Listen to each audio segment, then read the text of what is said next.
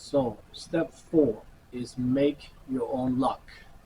Uh, Fun fact again from the study of 333 self-made millionaire, 94% of them do not gamble. Basically, it's not their thing. But it also tells you something about that they, you can't just get lucky. I mean, a lot of people think that getting rich or being successful, it's all about luck. Either they were born with a silver spoon in the mouth, a rich parent, or they just somehow got lucky. But that's really a misunderstanding. That's not really how the real world is. The real world is you gotta work at it. You gotta take action, as we just talked about. But then you also gotta make your own luck. And what does that mean? That means that you gotta actively think about, how do I become successful in whatever I'm doing, whether it's your job, your career, or you are starting a business, you're building a business. You got to continuously think about, what are the new ways, what are the alternative ways where I can grow and gain success in what I'm doing.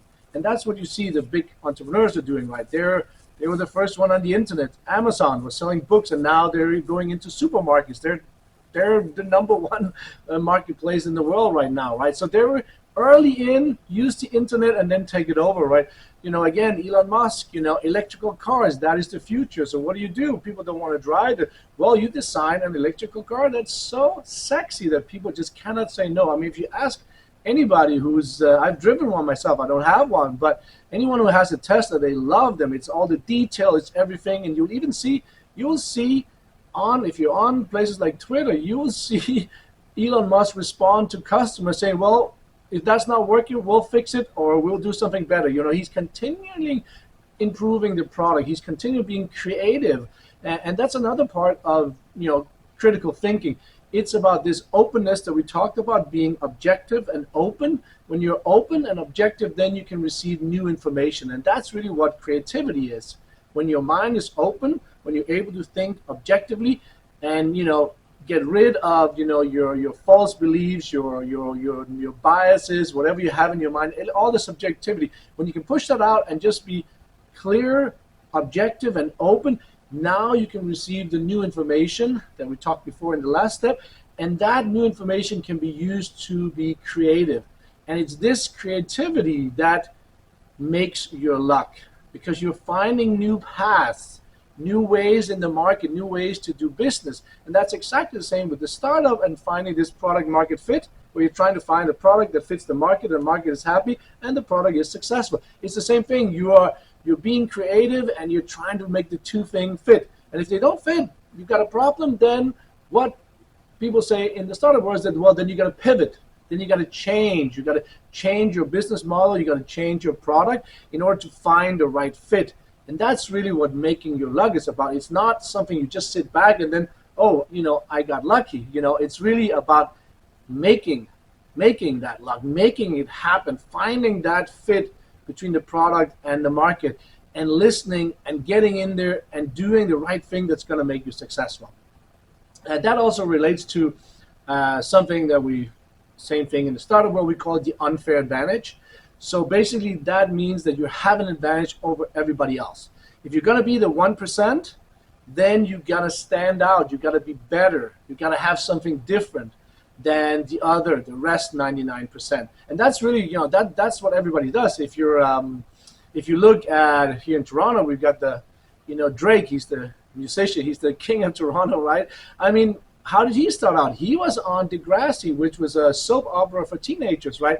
And, he wasn't singing back then, but he got a platform. He was famous already because he was on TV, and he didn't use that platform as a stepping stone into doing music. And then, that took off even further, right? So this is what we call an unfair advantage. I mean, it could also be one of my best friends, has a very successful business, a startup. I was part of it in the beginning, but I got out of it because it wasn't sexy for me. But basically, we were three friends. One had a cleaning company, and me and my best friend from business school, we knew a little bit about how to get online, how to do a website, how to do some SEO. It was very early on. This was, 2007, 2006, 2007. And so what we did was we put this cleaning company online, and it's still, where he's in London, UK. It's still in Britain, ranking number 1 or 2 in certain keywords because he was first. This business we put on was first online in the cleaning sector, and today it's a $50 million company. So unfair advantage, you know a little bit about SEO, website design, you know it before everybody else, and you get out there before everybody else, right? That's the unfair advantage, right? And it would be the same today if you're starting early, if you started 10 years ago in crypto, or if you started in AI a little bit earlier now, or at least you begin now, then you're still ahead of everybody else, right? That's what it means to have an unfair advantage. Myself, I've done it too. I keep remembering the first job I got straight out of high school. It was in a men's clothing store, or, I really wanted to work there. So I showed up with my application in person, and I met the director of the company and said, hey, I'd like to hand in, here's my application. He was like, wow, I have 200 other applications here in the stack over here, but you're here in person. I can see who you are, and we're having a conversation. Hey, I like you. You got the job. So this was my unfair advantage in my very first job, a very long time ago. Notice I said letter. We didn't even email back then. That's how far back this is. But also, as I just related, this business I'm in now, my furniture store, I took it over a little over 5 years ago. It was the same thing. I lost my job. I was a director. Me and the CEO got axed by the board. They wanted to change. All of a sudden, I was there. Whoa, okay. I realized, that's it. I want to start my own business. I want to have my own business now. So I looked around, and this business was for sale. And I talked to him, hey, I'm Danish and I'm in Toronto. You're selling the business. Hey, let's talk, right? And I went over there, talked to them. They loved me. And obviously, the fact that it's a Danish furniture brand and I'm Danish, that means I can talk about Denmark. I can talk about Danish architecture. I can talk about Danish furniture design. I'm actually Danish. That gives the brand a kind of more glow. And of course, they love that idea. And that's why I got to buy the business in front of everybody else. So being Danish here was my unfair advantage. And that's really something that you got to think about when you're changing careers, or even when you're studying. If you start studying something that makes sense, right? What's the future? What's coming, right? Is it AI, right?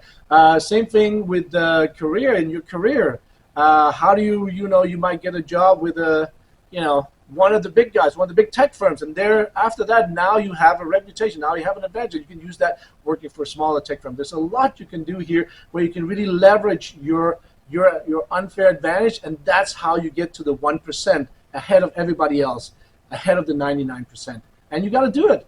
Take action, leverage your advantage, and make your own luck. This is how you gain success.